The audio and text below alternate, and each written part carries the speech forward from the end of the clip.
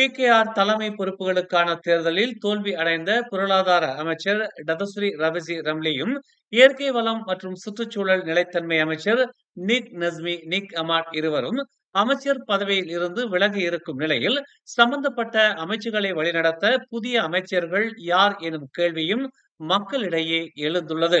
அமைச்சரவையின் முக்கிய 2 அமைச்சர்கள் பதவி விலகியதால் அமைச்சரவை கலைக்கப்படுவதற்கான சாத்தியங்கள் அதிகரித்தாலும், பிகேஆர் தேர்தலில் புதிதாக வெற்றி பெற்ற நூருல் இஸ்ஸா அன்வார், துணை அமைச்சர் ரமணன் ஆகியோருக்கு சம்பந்தப்பட்ட அமைச்சுகள் வழங்கப்படும் என்று பெரிதும் எதிர்பார்க்கப்படுகிறது. பொருளாதாரத்துறை என்பது கடந்த 2018ஆம் ஆண்டு வரையில் பிரதமர் துறையின் கீழும் நிதி அமைச்சின் கீழும் இயங்கி வந்த நிலையில், 2018ஆம் ஆண்டு மகாதீர் அப்போதைய நிதி அமைச்சரான லிம்வான் யங்கின் கீழ் இருந்த பொருளாதாரத்துறையை பிரதமர் துறையின் கீழ் அமைத்து, அதற்கு அப்போதைய பிகேஆரின் முக்கிய தலைவராக இருந்த அஸ்மின் அலியிடம் வழங்கினார். ஆனால் 2022ஆம் ஆண்டு அன்வார் பிரதமரானதும் மீண்டும் பொருளாதார அமைச்சை உருவாக்கி டதஸ்ரீ ரவிசி ரம்லி அமைச்சராக பொறுப்பேற்றார். இயற்கை வளம் சுற்றுச்சூழல் நிலைத்தன்மை அமைச்சு என்பது கடந்த 1974ஆம் ஆண்டு முதல் 2018ஆம் ஆண்டு வரையில் இயற்கை அறிவியல் புத்தாக்கம் சுற்றுச்சூழல் அமைச்சு என இருந்து வந்தது.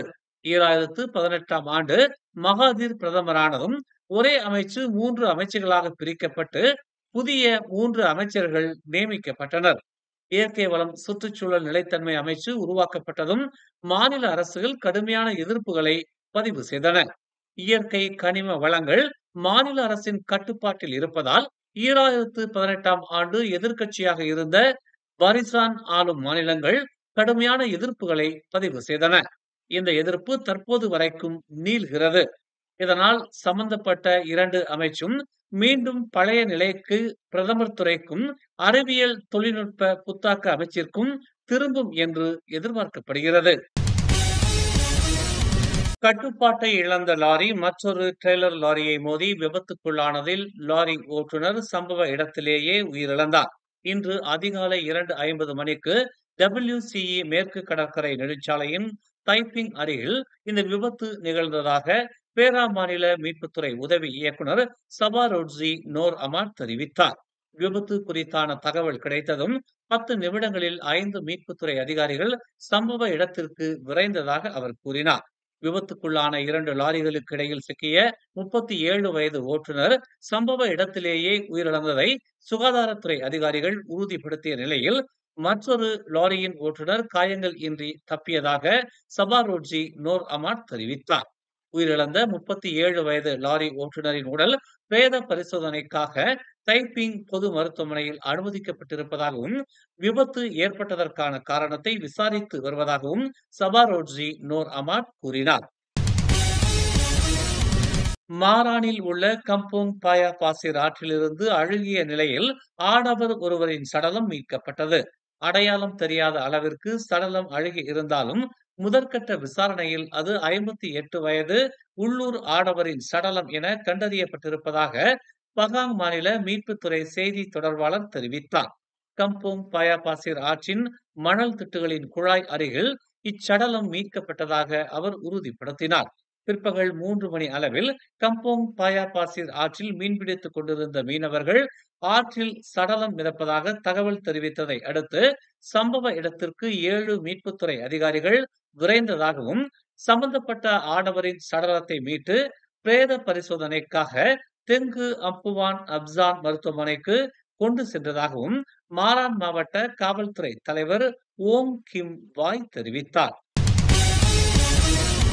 கட்டுப்பாட்டை இழந்த வேன் எதிரில் வந்த வாகனத்தை மோதி விபத்துக்குள்ளானதில் 70 வயது முதியவர் பலியானார். நண்பகல் 12:21 மணியளவில் பூச்சிங் கம்போங் சனாங்கா அசாஜயா சாலையில் இந்த விபத்து நிகழ்ந்ததாகவும், பொதுமக்களிடமிருந்து அவசர அழைப்பை பெற்றதும் மீட்புத்துறை அதிகாரிகள் சம்பவ இடத்திற்கு விரைந்ததாகவும் பூச்சிங் மாவட்ட மீட்புத்துறை தெரிவித்துள்ளது.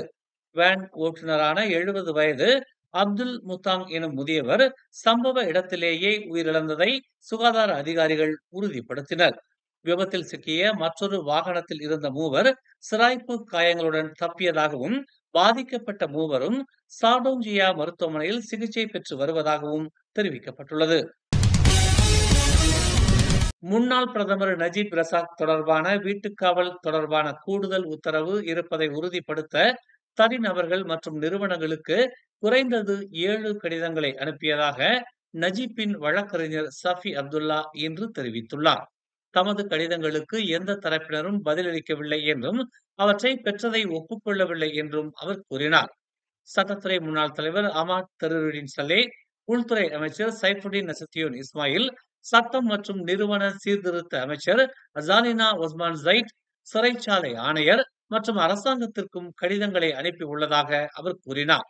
ஒருவேளை அரச கூடுதல் உத்தரவு தொடர்பாக அத்தகைய பிற்சேர்க்கை எதுவும் இல்லை என்றால் அதற்கான அவரது கடிதங்களுக்கு பதிலளிப்பதில் எந்த தீங்கும் இல்லை என்று அவர் கூறினார். வீட்டுக்காவலில் தனது சிறை தண்டனையின் மீதமுள்ள காலத்தை அனுபவிக்கும் வகையில் அரச ஆணையை அமல்படுத்த நீதித்துறை மறு ஆய்வு நடவடிக்கைகளை தொடங்க நஜீப் மேல்முறையீட்டு நீதிமன்றத்திடம் அனுமதி பெற்றார் என்பது குறிப்பிடத்தக்கது.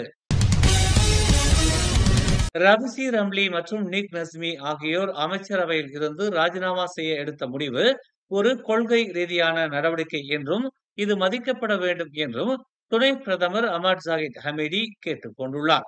இருவரும் பயனுள்ள பங்களிப்புகளை செய்துள்ளதாகவும் அனைத்து அரசாங்க முடிவுகளுக்கும் ஆதரவளித்துள்ளதாகவும் அவர் கூறினார். தோல்வி அடைந்தால் ராஜினாமா செய்வது மற்றும் அந்த நிலைப்பாட்டை தாங்கள் மதிக்கிறோம் என்று அவர் கூறினார். கட்சிகளின் உள் விவகாரங்களில் தாங்கள் தலையிடவில்லை என்றாலும் அமைச்சரவையில் உள்ள சகாக்களின் சார்பாக அவர்கள் குறிப்பிடத்தக்க பங்களிப்புகளை செய்துள்ளதாகவும் அனைத்து அமைச்சரவை முடிவுகளையும் கூட்டாக ஆதரித்துள்ளதாகவும் தாம் உணர்வதாக அவர் கூறினார். தலைவர்கள் வருகிறார்கள், போகிறார்கள். அமைச்சர்களும் அப்படித்தான். அமைச்சரவையில் பணியாற்ற கட்சியில் இருந்து சிறந்த நபர்களை பிரதமர் தேர்ந்தெடுப்பார் என்று அவர் கூறினார். மேலும் செய்திகளை தெரிந்து கொள்ள தமிழ் மலர் நாளிதழை பாருங்கள். எங்களோடு இணைந்திருக்க மலர் டிவியை பதிவு செய்து கொள்ளுங்கள். உறவுகள் மகிழ்ந்திட விருப்பம் மற்றும் பகிர்வு சேவையை சொடுக்கிடுங்கள்.